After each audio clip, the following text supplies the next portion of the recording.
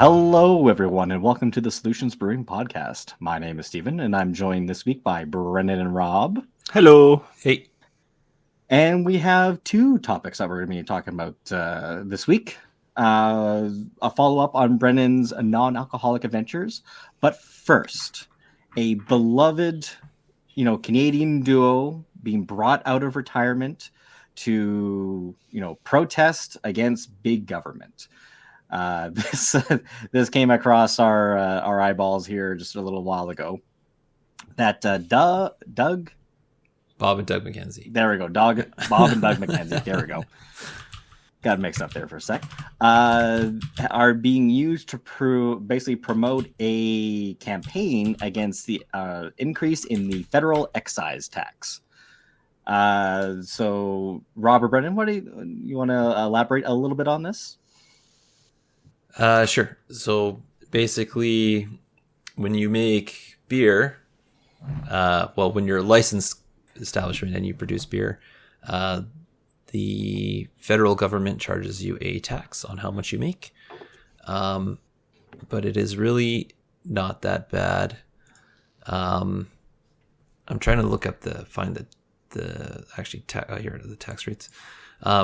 It's you only charge per 100 liters that you make. And even then the rate is not very high. It's something like it's 3 point something cents per 100 liters. So unless you're making a lot of beer, it's really not that big of a deal for anyone, right? It's just that the feds are taking a small cut. Yeah.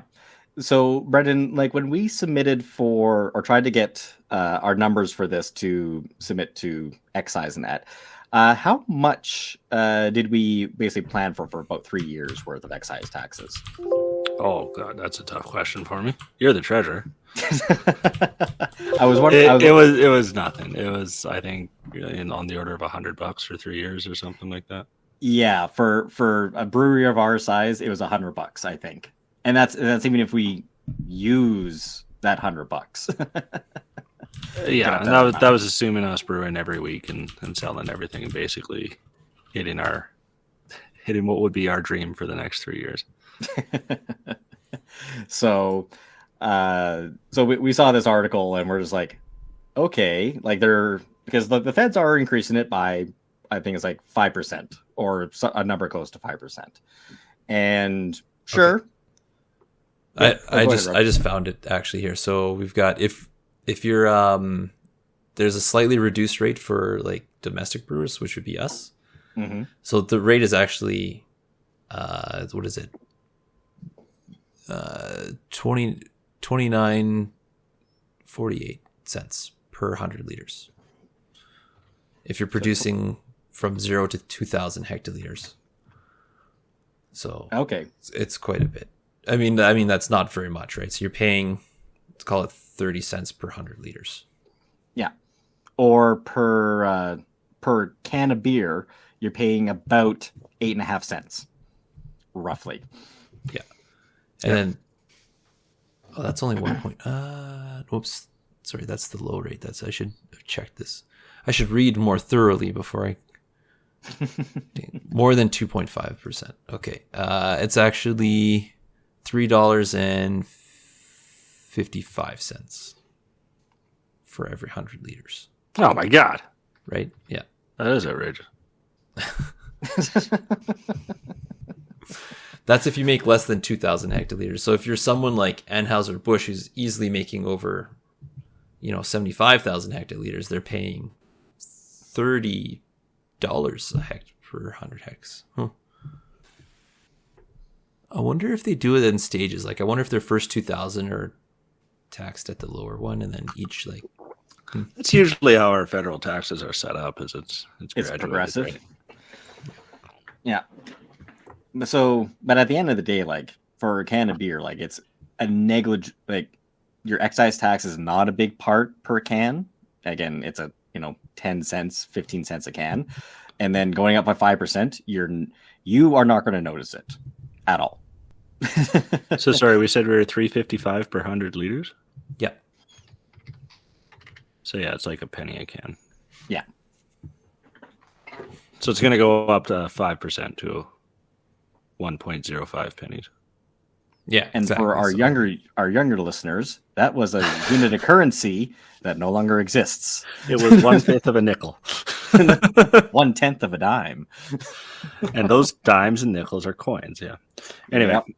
so it's interesting that there's such a big ad campaign for it, and of course, this kind of advertising costs quite a bit of money and is fronted by the bigger guys that would feel the pinch. Yeah, it's kind of interesting to see, like, they thought like this was a good avenue to do it, because like I get people like not wanting more taxes on their stuff. I get that, but this like enormous, like, not, or again, I don't know how much they're actually spending on this, like how many millions of dollars, but like for the amount that they're spending, it doesn't amount to much for anything. It hits their bottom line like a little bit. Like a little bit for Molson, a little bit for NBev, and that's about it. Yeah. We'll call it the big boy tax. That's what it is. Yes. Yeah. There is an interesting comment on their website, though, that says taxes represent 50% of the price of beer. It is pretty close, yeah. Which is... But the vast majority of that is provincial tax, not federal excise not tax. federal. Yeah. Yeah. So I just said it was $3.55 per 100 liters, right? Mm-hmm. Mm-hmm. That's federally. Provincially, what do we? It's actually we're paying 10 cents. We're 10 cents per liter right now. Yeah, 10 cents per liter. And then once you get over a certain amount, that goes up to $1.25 a liter. So that's where most of the tax comes from. Yeah, so the provincial is 3 times the size of the federal excise. Right. Yeah, at the low end. Yeah. So even at the low end, that's $10 per 100 liters, right? So yeah, the provincial is way higher than the federal. So when the federal goes up, it's like, yeah, because like you said, it only goes up. What is it, like a fraction of a cent? So yeah, whatever. So anyway, if you want to watch Bob and Doug McKenzie talk about beer. Did they actually get Michael Myers to voice it or whatever? Or no, that's not Michael Myers. That's Rick Moranis. And, Rick Moranis. I can't remember. Okay, so they definitely didn't get Rick Moranis to come up and do that, because there's no way he would do that. I don't know if they did or not. I didn't actually look at it, see if they did the ad with them or not, or if they just if it was just cartoons and they used their likeness, because Bob and Doug McKenzie are characters, right? So you could. So after a decades-long hiatus, Rick Moranis and Dave Thomas brought back their characters. So there you go. Really? Yeah. Wow. So, hey man, they're big enough to have a marketing budget. It's okay. They can do whatever they want. Yeah, So- yeah, fair enough. I'm just wondering. Wow. Yeah. I gotta watch this now. Not now. Come on, man. We're in the middle of the podcast, man. No, I'm not for this podcast. I'll be back in 2 minutes. The website is hereforbeer.ca. And it starts with people laughing over having a pint at some random bar. And it's on a loop, so they're just laughing in circles the whole time, and it's a little disconcerting if you watch it for more than 30 seconds. Yeah, so anyway, for anyone listening, if you see these ads about how there's this big hubbub, quote unquote, about this tax going up, it's really not that big a deal. It's a pretty small amount compared to other things that are going up in price. There are many other cost of living and things that people should be more fired up about. Yeah, exactly. Yeah. I'm gonna say we get to find that out pretty soon, because we've just brewed a beer, so we'll see what the 2024 prices are compared to our 2023 prices. Well, the funny part about that, Steve, is you actually only have to. So we report every month, but you only report. So they let you do weird things with rounding. So you don't do normal rounding; you actually round down every time. You round down to the whatever hectoliter is. Mm-hmm. So if we only make one batch, which for us is 50 liters, it's actually 0. so I was talking it's more rounded like down, so it's weird. we have our big production, like our we got. Well, yeah, the big Vince, I know, come production back will out, round but- to a normal number, but still won't be. Oh, you talk about the contract. Yeah, I've got about the contract. We don't actually have to worry about that one because True. that's included in. But I'm Also- wondering because we did 2 productions last year at roughly the same price. So I'm wondering if the contract brewing is gonna bump up their price per hectoliter for this year or not. No. You don't think so? No, so they changed how the reporting works. So No, not for that. I'm not talking about the reporting. I'm just talking like pure cost. Contractor costs, yeah. Yeah, contractor Oh. costs. I don't know. I guess we'll find out when we get the invoice. And well, it'll be whether or not Solutions Brewing remains recession proof or not, or recession and inflation proof. Those are just made up numbers by the man anyway. Oh, but we're the man. We run a company. No, we don't. Anyway, what else we got to talk about? So that's the inflation news, tax news. Yeah, well, we're getting to the end of January here. Brandon, you were going through a bunch of like non-alcoholic beers. I've only tried a couple. To be honest, I've actually had a couple real beers, but because I went to 948 and go hang out with those guys for a little bit, so Oh yeah, I can't go there and not have a beer. It's impossible. yeah. That's why I've stayed away for 3 weeks. Yeah. I did try, oddly enough, it was by Bandit Peak. They have a beer called Dry Camp Pale Ale. Mhm. I actually like it. That one's pretty decent non-alcoholic beer.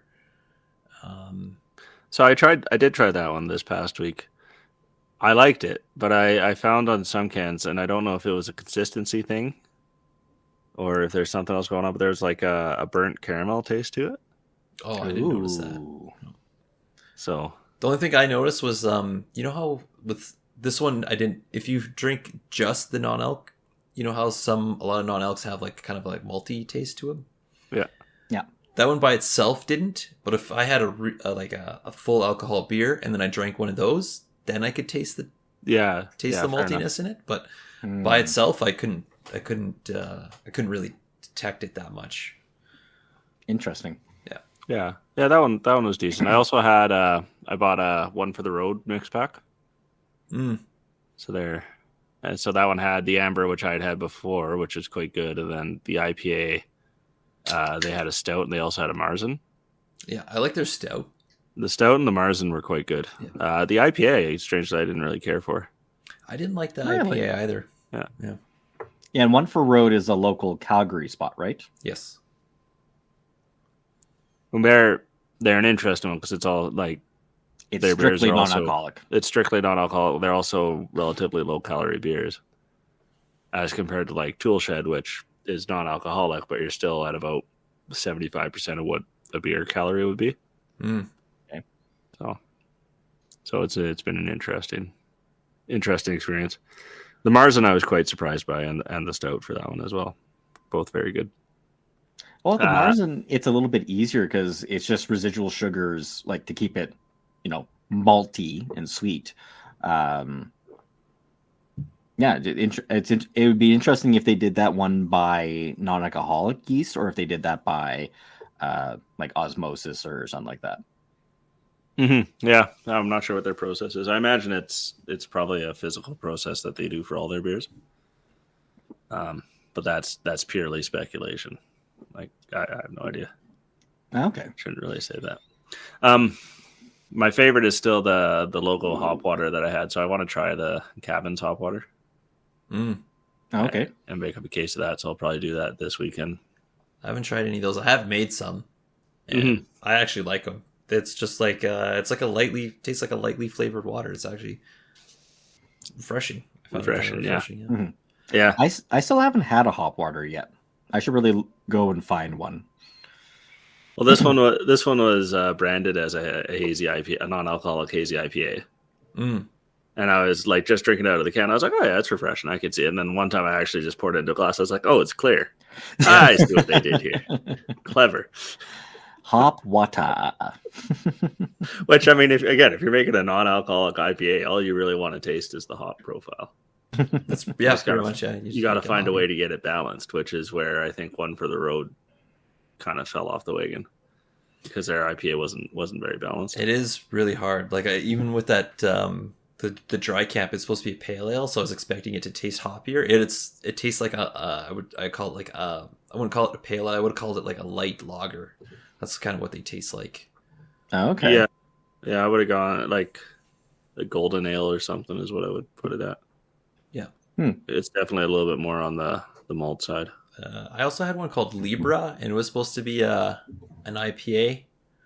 And again, it tasted like more of like a light lager instead as well. Okay. So I don't know. They're not very hoppy. They're actually quite light on the hops, and it's not like a punch in the face of flavor like you would normally expect from an IPA or a pale ale. So it's just kind of like, Yeah, I'll have to try. When I find some spare time, I'll try experimenting at home with some hop waters too and see. Because without any malt in there to balance it, you must have to have a really light touch with your hops.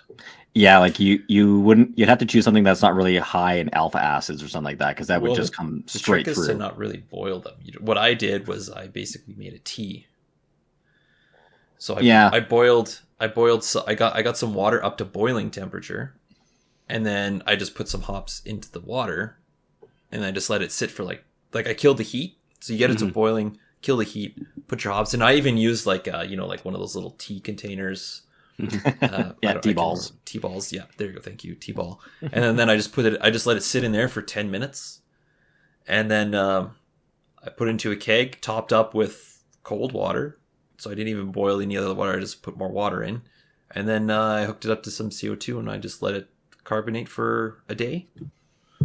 I jacked it. Don't get me wrong. Like I have it jacked to like 30 psi, and I let it sit for a day. Force carved it. Yeah. Yeah.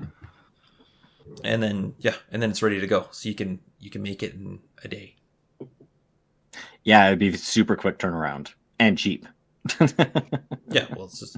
I mean, I was using 1 ounce per 10 liters, so you 2 ounces. Yeah, so that's nothing for hops. So for a 20-liter keg, you're using 2 ounces, and it costs you, say it's $5 an ounce for hops on the high end. So it's like $10. That's on the very high end. So it's like $10 to make 20 liters of hop water. It's pretty cheap. $1 for water, $5 for hops, and $4 for CO. Mm-hmm. But we probably still have a lot of that the hops left over from last year's Iron Brewer, don't we? Yes, it's in my freezer. Yeah. Yeah, no, I think I brought some of it to the shop too. Yeah, but that's how we should start going through that, and just if you really want to understand your hop profiles. Yeah, that would be the best way to figure that out. Actually, do you remember those brewing series of books where it's like one book was dedicated to water, yeast, hops? I'm gonna say I still have it on my desk here. The one on hops actually said that a lot of that one. There you go. Steve's got it. For the love of hops. Thank you. I got the malt one upstairs. When some people are testing hops, they'll do that. They'll make a tea, and then taste the tea so they get an idea of what the hop will taste like after a boil. Well, that's what you do with hot peppers. Actually, that's how you figure out how strong your peppers are going to be and how much to dose into your beer is to make a tea out of the hot pepper. So yeah, it's same principle. That makes more sense instead of guessing, because like you never know what you're going to get out of the pepper, right? You're like, I have no idea if these are hot or not. Yeah, I hope this works out. One of these peppers is 1,000 Scoville. One of them is 1,000,000. Yeah, I can't remember which one. Yeah, I'll just throw them both in. Jalapeno to Reaper, whatever you're going to get. I was going to say I also have a non-alcoholic story. I was just doing a little shop at my local co-op, and they had there was a lady doing free samples of non-alcoholic beers, but it was big brands, not small brands. So I tried Peroni. Okay. The Italian beer. Mm-hmm. Yep. They had a 0% Peroni Nastoro, or I'm going to pronounce it wrong. I'm not going to try to bother it. Green bottle. It had a green bottle. All right, so it comes from somewhere in Central North Europe. Yeah, no, but it was Italian. It's technically Italian. And then a Shy, the Japanese lager that you see Okay. like at a lot of Asahi or Asahi. Yeah. Yeah, Asahi. Asahi. There we go. So I tried both, and because like I don't know if it's my bias because it came in a green bottle, but I did not like the Peroni. It tasted like every other friggin' green bottle lager in Europe that I hate. Probably just reminded you of Heineken, which you like so much. But the Heineken, I like the Heineken Zero. That's the difference. So I was hoping like this would be the same thing, but I got kind of that skunky taste off of it again. So I was like, no for me. But the Sai, that one, because I've like had it before when I'm out for sushi or something like that. It was super close, super close to what the actual lager is, but it was a true zero. So, but so it like came through, and I said to her, it's like, yeah, like this by far is like the closest to the original beer as possible. And then me and her were talking just for a little bit because she was just working for the day there, sort of thing, and she just goes to different places. But I was like, yeah, like this is actually like that's the dream. The dream is to taste like beer, but not be alcoholic. So yeah, it was interesting. And then she's like, "Are you going to pick up some?" I'm like, "No." After all that, yeah. Though I did tell her about one for the road. I did tell her about that. She's like, "Oh, I kind of look for something local." I'm like, "Yeah, these guys like they strictly do non-alcoholic, so look them up." But yeah, it was on topic. So the last bit of non-alcoholic stuff I have is I finally found a non-alcoholic whiskey. oh, you did find one. Yeah. This is not whiskey. Undone. It says this is not whiskey. It's definitely not whiskey. But I've been mix it with like a lemon lime soda thing. Mm-hmm. It's kind of a soda water and just a little bit of bitters. Actually makes a really nice little drink, kind of like tastes kind of like a 7 and 7. So it makes a decent mocktail then. Yeah.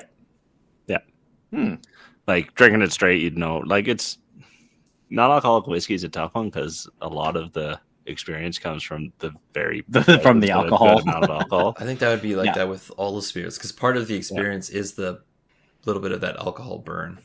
But when you start getting into the warmth. mocktails, I could see some of it working. Like this one, again, it's not really recreating whiskey, but I see its use. The fake gins I kind of want to try because I could see those working fairly well.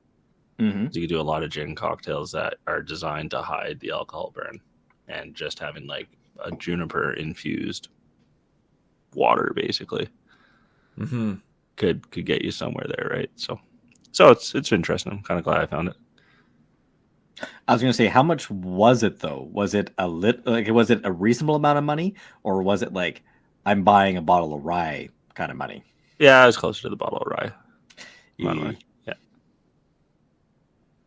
Okay, that's It was interesting. $25 or something like that. So Okay, so like it was not like a nice bottle of rye, but like a nice Crown Royal on sale. Yeah, exactly. So it's interesting. I mean, like I could definitely see it if you wanted to maintain be social at a party but didn't want to drink, sort of thing, and or if you're hosting something, you want to have a selection, one drink for your guests, 5 drinks or something like that, or whatever. There's definitely a place for it. Okay, it'd be nice if people kept working on it and made them better and better, because I'm sure somebody could find a way to get it close.